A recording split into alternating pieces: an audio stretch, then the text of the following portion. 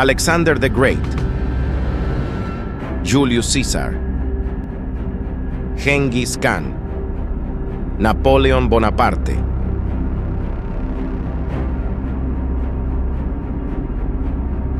El fin del declive, el ocaso tras los 4 grandes conquistadores.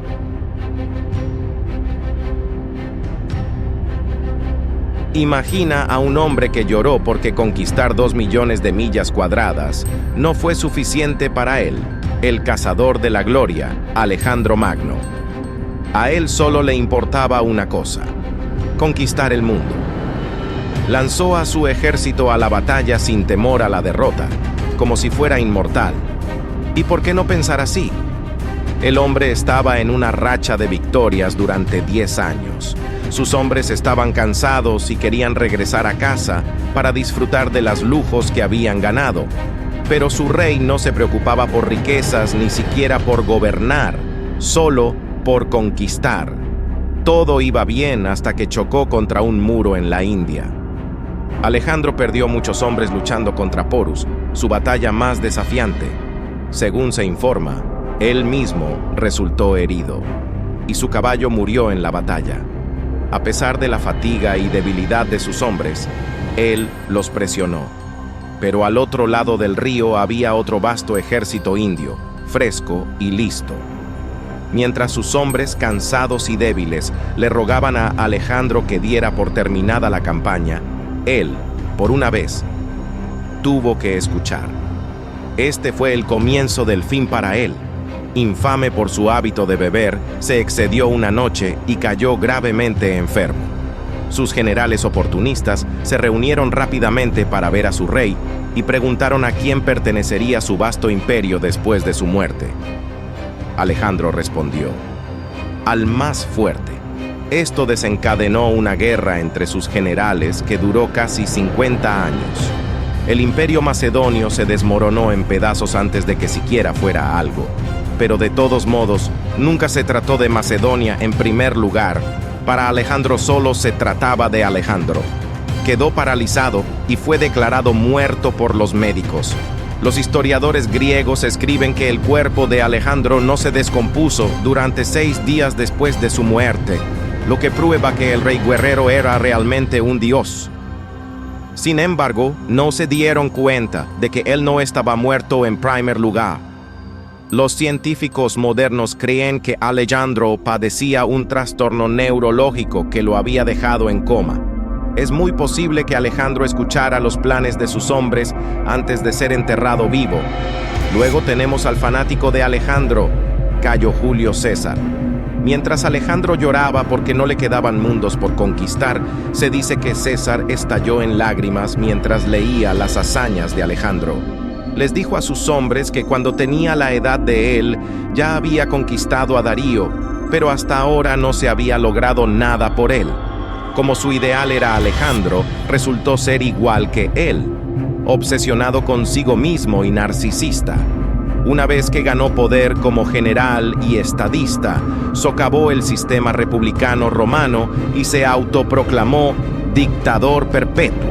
No se avergonzaba de ello, ya que se informa que dijo: si debes quebrantar la ley, hazlo para tomar el poder. En todos los demás casos, obsérvala. Los senadores en Roma temían que César quisiera establecer una monarquía que erosionaría por completo su autoridad. El 15 de marzo del 44 a.C., un grupo de 60 senadores asesinó a César en la reunión del Senado, apuñalándolo 23 veces para mostrar cuánto lo amaban. Lo último que vio César fue a su propio hijo adoptivo y aliado de confianza, Marco Bruto, presente entre los asaltantes. Esto nos lleva a la era medieval.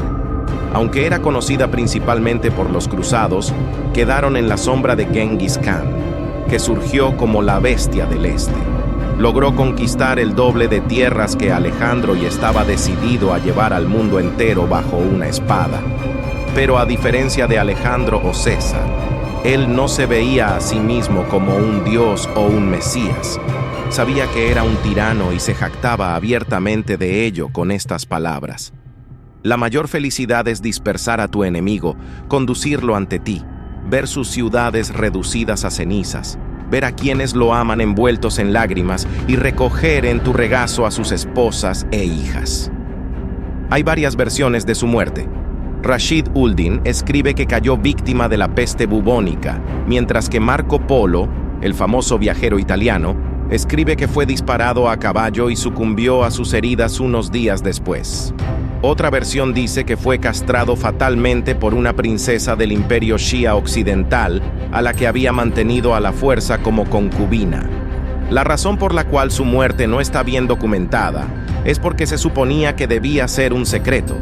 Antes de morir, Khan instruyó a su familia y seguidores que mantuvieran en secreto su muerte, ya que ocurrió en el peor momento posible.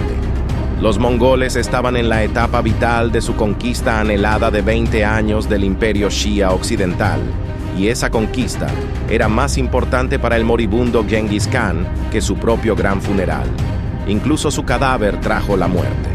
Los seguidores de Khan masacraron a todos en la ruta por donde se llevó su procesión fúnebre para mantenerlo en secreto. Avanzando 5 siglos, quizás el mayor conquistador que haya vivido fue Napoleón Bonaparte.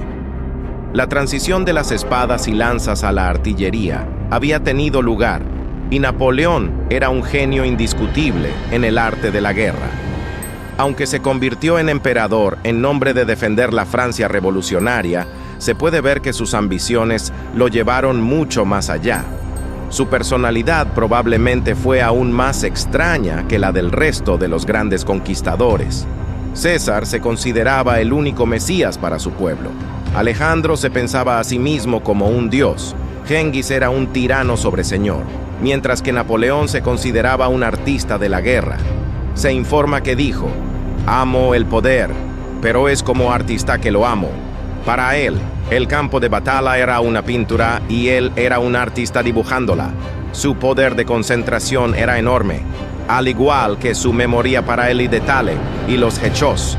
Una vez, durante una campaña en 1805, uno de sus subordinados no podía ubicar su división. Mientras que sus ayudantes buscaban en mapas y papeles, el emperador informó al oficial sobre la ubicación actual de su unidad, dónde estaría durante las próximas 3 noches, el estado y el resumen de la fuerza de la unidad, así como el expediente militar del subordinado. Todo esto de un ejército con 7 cuerpos y un total de 200,000 hombres, con todas las unidades en movimiento. Todo estaba en su cabeza. Barría victorias por partes de Europa y la región del Mediterráneo con sus fuerzas moviéndose tan rápidamente como el viento, pero más fuerte. Sin embargo, las apuestas se volvieron cada vez más altas, la cifra de muertos aumentó y las batallas se volvieron aún más ensangrentadas. Finalmente, fue derrotado en la batalla de Waterloo en 1815 y capturado por las fuerzas británicas. No fue condenado a muerte, ya que los británicos no querían que muriera como mártir. En cambio, lo pusieron bajo arresto domiciliario con algunos de sus seguidores en una bungalow podrido. Vivió el resto de su vida en constante negación de sus circunstancias.